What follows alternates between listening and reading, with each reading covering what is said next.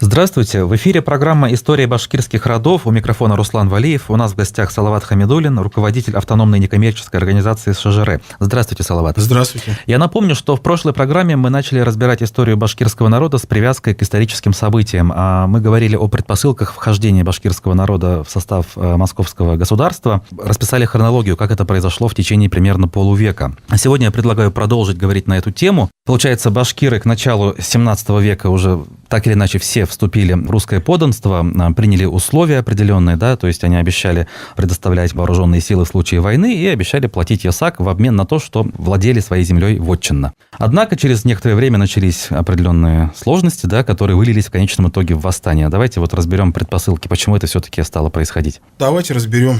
Там несколько факторов. Один из факторов был фискальный фактор, другой фактор династический. В те времена источником власти народ не был. Поэтому, когда вот говорят, как вот публицистики, вот, дескать, башкирам после того, как Казань пала, это орда вся развалилась, надо было создать собственное государство и вот никуда не входить. Но это тоже вот такое немножко идеалистическое какое-то представление, даже оторванное, так скажем, да, от исторических реалий. Я же говорю, что источником представления о том, что источником власти может быть народ, это только начинается с французской революции. Французская революция сказала, не надо нам никаких королей, ничего, вот мы сами порешили, создали какой-то представительный орган, и который уже правит от имени народа. Вот это очень, скажем, такая поздняя идея. А когда мы говорим в 16 веке, какой народ, какие там конвенты, какие парламенты? Только династии. И поскольку у башкира не было в то время таких династов, а после эпохи Чингисхана просто не было даже представления о том, что может быть династом, значит, и источник власти какой-то человек, кроме там династии Чингизидов, там, ну или там Рюриковичей, даже это представить себе было невозможно. Вся эта идеология, она отметается. То есть национальное государство, даже ведь Франции не было, вот революционная Франция, это не национальное государство, да? Можно ее назвать там политической революционной нацией, но это не национальное государство. А идея о национальном государстве это только вторая половина 19 века, когда началось объединение Германии и Италии, да, ресорджименту в Италии, и вот это, когда германский народ начал объединяться, да, там Бисмарк там, и так далее. Вот о чем говорим, что национальное государство, когда идея, что вот один народ и одно вот государство. Такая поздняя эта идея. Вторая половина 19 века. И в России ведь это не было такого. Вот в Российской империи уже в 19 веке, что вот это империя русского народа. Нет. Сборище такого народов, племен, разных, значит, вероисповеданий просто под скипетром российской короны, тогда уже династии Романовых. То есть это такие разные вещи. Тем более в Башкирии мы не можем об этом говорить.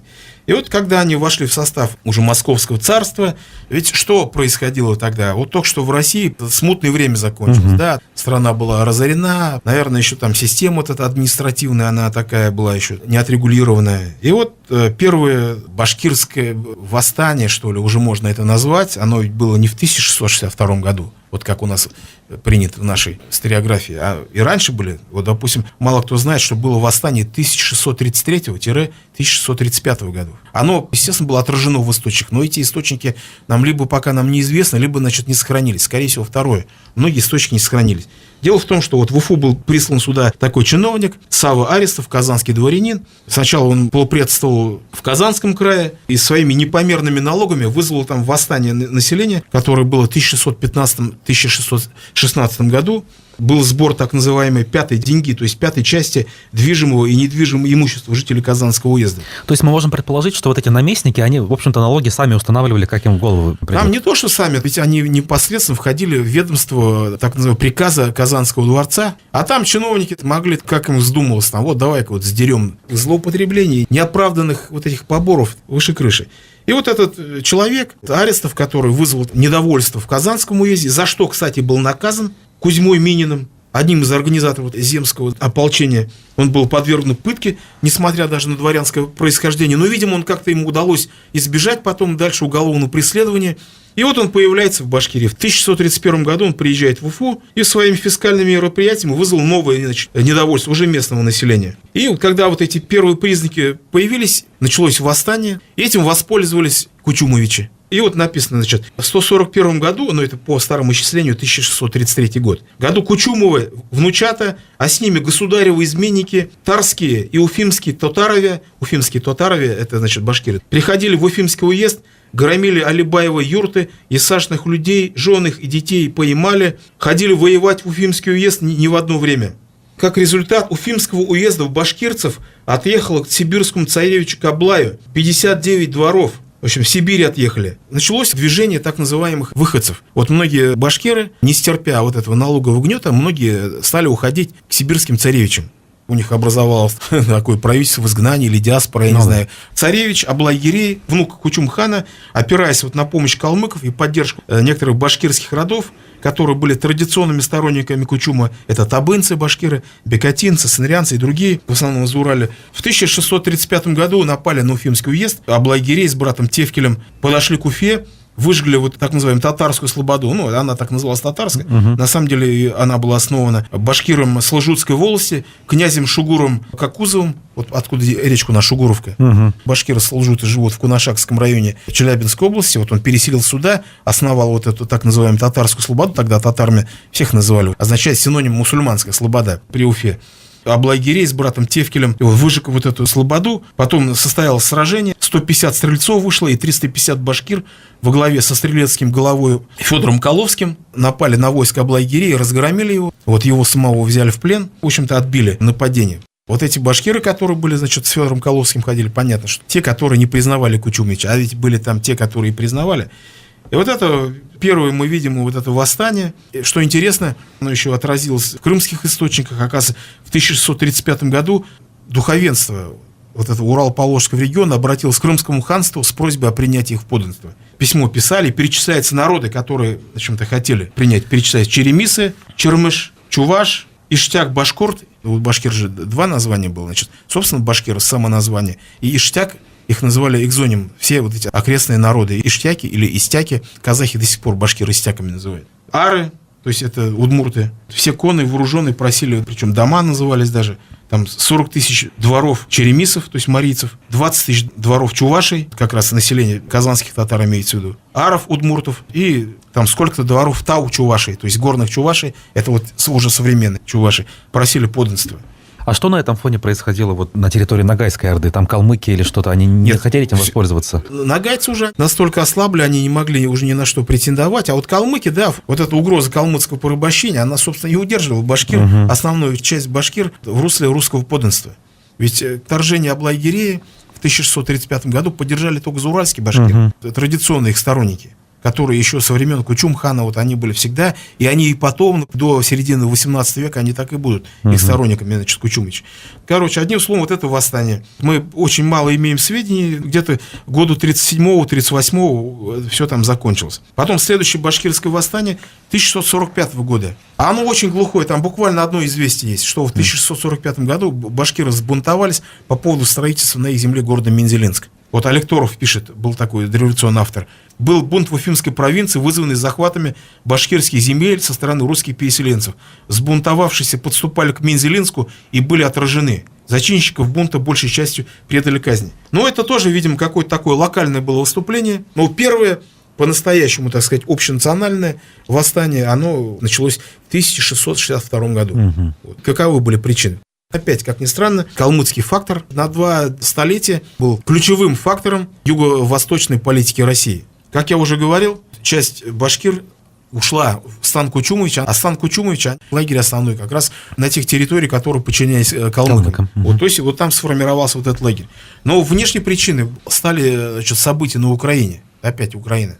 В 1649 году Богдан Хмельницкий принимает русское подданство, знаменитая Переславская Рада, навеки с Россией. Вот эту картину, наверное, мы все с детства видели. Безусловно. В результате казацкого восстания, когда они полякам нанесли несколько поражений, решили искать покровительство Москвы. Но Богдан Хмельницкий умер, гетманом стал кто? Его сын Юрий Хмельницкий.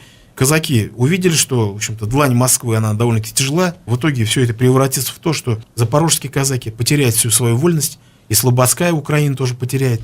То есть вот эти реестровые казаки тоже видели, что, оказывается-то, Речь-то Посполитая, а Речь Посполитая переводится как республика по-славянски. Вот что в республике-то вольности-то поболее, чем в московском, значит, государстве. И вот в 1660 году сын покойного гетмана Хмельницкий восстает против московского царства, начинает восстание, призывает на помощь поляков. и особенно крымского хана. И вот приходят на Украину крымская конница, а у московского государства, как всегда, вот кавалерии было мало. А нужна кавалерия, а кто даст? Башкиры в нужном количестве не могли дать. Вот тогда обратили внимание на калмыков. А калмыки уже в то время несколько раз, вот как сказать, шартовали.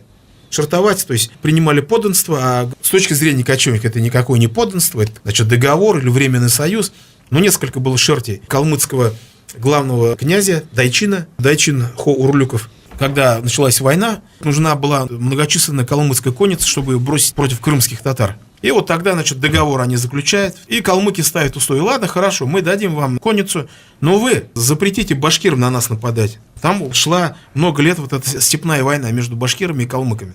Давайте вот несколько сейчас цитат я приведу, да? Вот в 1649 году Дайчин жаловался: а опасен я только от одного уфимского города, от русских людей и от башкирцев, потому что чинят мне шкоду большую. На улусы приходят войной, людей побивают и в полон емлют. Злее всех башкирцы, всякое зло калмыкам от башкирцев. Вот. Или, вот, допустим, русский посланник Борисов писал, который находился в калмыцких улусах: башкирские люди калмыцким людям и татарам, это имеется в виду нагайцы, добрые страшны, калмыки с ними, с башкирцами мало бьются. И вот тут калмыки потребовали: прекратите, говорит, набеги, пусть башкиры вернут всех пленных, отогнанный скот, там, имущество и так далее. Тогда вот мы конницу против Крыма отправим. Все, по рукам ударили. И тут приезжают чиновники, начинают башкиров по полной программе. Угу. Но самое главное, там вот противный момент: калмычек, которые башкиры взяли в плен, на многих уже женились. И у них уже дети были от калмычек. И начали тут вот, понимаешь, семьи разлучать. По-живому. Детей делить, понимаете? Приезжает вот царский чиновник, всех у башкир отнимает их жен калмычек и так далее. И все, спровоцировало вот это вот восстание. Плюс зачинщиками восстания был Сары Мерген, башкир, который много лет жил при Аблай-Гирее, потом уже у последующих ханов Кучумовичей, которые находились в калмыцких кочевьях, да. И вот он приезжает в Башкирию, так называемые выходцы, башкиры, диаспора, которые находились под другой юрисдикцией, они не московского государства, их выходцами называли. Приезжает сюда и здесь разжигает призыв, пользуясь вот этим недовольством. И тут начинается там все там. В современном понимании пятая колонна. Да, дикое восстание начинает. Северные башкиры нападают на Кунгур, и причем в лагерь башкир переходит 50 пленных поляков, которые там в ссылке находились, потому что мы знаем, вот как раз только что отгремела русско-польская война, там была осада Смоленска и так далее, все. Энное количество поляков попало в плен, сослали на Урал. Когда восстание началось, все поляки прибежали в лагерь к башкирам и помогли им, значит, организовать артиллерию. Причем артиллерию не такую, которая в ходу была, да, в армии, которая просто болванками стреляет, там, ядрами, да, калашматит, а бомбами. То есть они были обученными специалистами. Да, чиненные ядра, так называемые. Написано, что вот башкиры повоевали весь Кунгур, в Спасском монастыре русские многие люди в осаде, и выручать где их некому, крестьянские дворы по реке Сылве все выжжены, повоевав Кунгур, ставят себе острог, повстанцы башкиры. А стреляют где? Те татарове, ну, башкиры имеется в виду, против немецкого чиненными ядрами. Вот это было самая, значит, удивительная вещь. Прорыв технический буквально. Технический прорыв, да, естественно, с таким вооружением там тяжело. А вооружение башкир, вот что писали очевидцы: и пищали, где у башкирцев есть, и куяки, где у них же есть. Куяки, ну, это амуниция кольчужная, или там пластинки, нашитые вот на холщовые доспехи. Кунгур взяли, а Кунгур что это? Это тогдашняя столица Пермского края. Угнетающе так это подействовало там на всех. Началось бегство всего населения, осаждают они Мензелинск. Потом штурмом берут село Архангельское, это ныне Бирск. Челнинский острог захватили, это вот набережные Челны. А в Заурале, значит, против башкир действует 3 полка. Сибирский полк, драгунский, полковника Полуэктова, потом подполковника Василия Бланка, майора Ульфрика Сниттера, потом стрелецкий голова Самуила Блудова, плюс там многочисленные отряды воевод. Ну, там достаточно много было. Но, тем не менее, башкирам удалось нанести поражение вот Сибирскому драгунскому полку. Сам полковник Полуэктов даже был ранен. И что самое интересное, в это время такой знаменитый русский дипломат Ардын Нащекин, прозападный человек, боярин того времени, пишет царю: шведы всячески тайными ссылками советуются с ханом, ну, с крымским ханом, на разорение России. По шведским же рассыльным вестям польский король и в Украину пошел, услыхав, что все московские войска высланы против башкирцев. Как раз наступление польского короля в 1662 году. Причем вот эта цитата я беру из истории России с древнейших времен, историка Соловьева. Вести, значит, обрастая всякими слухами, доходит и до Крыма, и вот уже турецкий писатель Эвлия Чалейби пишет, что 2 раза по 100 тысяч человек из племени Иждяк, Иштек, сразились с несколькими сотнями тысяч кафиров в Москве и, приблизившись, напали на сына короля Москвы. То есть это же вообще уже... Из этого какое рациональное зерно мы можем вычленить из сообщения вот этой Эвлия Чалейби, что на самом деле восстание было мощное, что вот оно приобретало вот такие гиперболические формы в Крыму. Но вот это восстание шло, башкиры потом призывали калмыков на помощь. Калмыки, которые только что воевали против Крыма, тут же развернулись на 180 градусов и пришли в Башкирию, потому что можно было, пользуясь призывом башкир, можно было еще здесь немножко полакомиться, пограбить. Легитимность их присутствия в Башкирии придавал опять Чингизид, вот этот сибирский царевич Хасан. И вот башкиры делают неутешительный вывод. И только где им, воровским людям, то есть повстанцам, жить на прежних своих кочевьях, и где их побьют русские люди. А коли им отъехать в степь калмыцким людям, то их калмыки всех похолопят и начнут держать в неволе. Вот такая ситуация. И вот этот успех 1662 повстанческий, 63 годов, уже к 64 году настроение башкир уже стало немножко падать, потому что они видели, вот они призвали на этих калмыков в качестве союзников, а, собственно, к чему это приводит. Вот. И даже боярин Волконский, который командовал карательными войсками, писал им: вы с правого пути сошли, великому государю изменили, многую кровь пролили, многих русских людей побили и в полон поймали, а теперь своих сродичей калмыкам на смех отдали, и то честь ли вам? Волконский их укоряет. А то, из-за чего восстание началось? То есть калмыки в итоге предоставили русскому царю свою конницу, которую обещали? Они предоставили, но так, не очень-то, да, было там какое-то участие, потому что посмотрели тоже. Против Крыма воевать же надо, тоже потери нести неинтересно. А тут вот башкир их позвали, ситуация изменилась, значит, здесь вот можно просто так пограбить. Ну и в итоге, в общем-то, в 1664 году, вот как пишет Соловьев, «История государства российского», башкирцы прислали в Москву выборных, которые в приказе Казанского дворца перед боярином Долгоруким и перед дьяками дали шерсть на Коране. От калмыков и нагайцев отстать, возвратиться той же зимою в Уфимский уезд, служить государю веру и правду и отдать всех пленников и все пограбленное. На этом договорились, активная фаза этого восстания закончилась. Но это только активная фаза. На самом деле до конца 60-х годов происходили вот эти спорадические выступления, поскольку зауральские башкиры, вот они как остались сторонники вот этой чингизидской реставрации. Вот это восстание ведь оно шло под каким лозунгом? Именно реставрации Кучумовичей. Вот это не надо забывать. И так они и писали: пришел, поднялся на Русь наш царь в Заурале, значит. Вот, восстание стало утухать. Но, тем не менее, вот немецкий путешественник, который вот как раз в эти годы побывал в Сибири, писал: есть там также башкирцы, башкирен, как он пишет, дикий и недружелюбный народ. Люди показали себя враждебными по отношению к русским, так как Сибирь принадлежала тогда предкам царевича. В настоящее время они враждуют с русскими, и это продолжается у них с давних пор. Этот царевич жив, вот, и, что интересно, пишет, он имеет при себе немного людей, именно башкиров. Тем не менее, каждый год примерно во время жатвы делают набеги на границе в Сибирь. Этот царевич выдает себя за наследника этого края. И иногда ему удается перетянуть на свою сторону большую часть башкир, и тогда он делает из этого большой шум. Одним словом, вот из этих известий мы видим, что основная сила вот этих Кучумовичей была вот как раз именно вот эти башкиры Заурали. Итоги этого восстания, в общем, таковы. Царское правительство обязалось, что вот будет какой-то вот паритет соблюдать, не будет конкретно явно отстаивать интересы калмыков, таким арбитром выступать в башкиро-калмыцких отношениях. Далее вот раздел вот этого имущества производить, там якобы, значит, который остался еще у башкир, награбленное, так скажем, у калмыков. На этом все, башкиры присягнулись, и все, статус-кво установился. То есть это восстание привело к тому, что вернулись к прежним, значит, традиционным договоренностям, которые существовали во время вхождения башкир в состав Московского царства. Вернулось все на круги своя, и восстание завершилось. Однако через 20 лет состоялось новое восстание, да? И но это уже, да, это уже тема другого разговора. Об этом поговорим в следующий раз. Большое спасибо. Я напомню, что у нас в гостях был Салават Хамидуллин, руководитель автономной некоммерческой организации ШЖР. И сегодня мы разбирали историю башкирского народа в привязке к восстаниям. Разбирали первые восстания 1662-1664 годов. Спасибо. До свидания.